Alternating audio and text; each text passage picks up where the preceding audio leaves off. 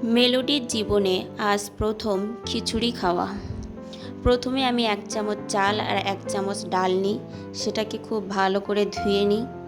ধুয়ে গরম জল আগে থেকেই আমি বসিয়েছি, সেটার মধ্যে দিই চাল আর ডালটা আর সামান্য লবণ দিই, যাতে একটু স্বাদ পাওয়া যায়।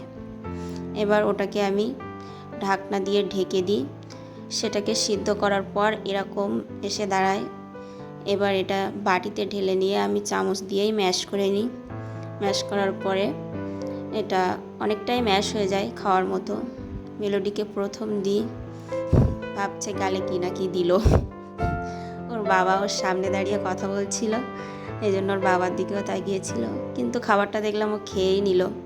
ওর ভালো লেগেছে নিশ্চয়ই, এই জন্য খাচ্ছে।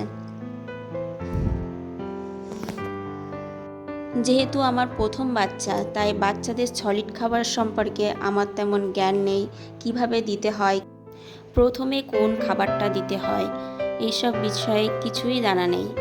তাই আমি ওকে প্রথম দিন কোনো সবজি ছাড়াই কেবলমাত্র চাল আর ডাল দিয়ে হালকা পাতলা খিচুড়ি বানিয়ে ওকে দিই, আর এটা মেলোডি পছন্দের সাথেই খায়।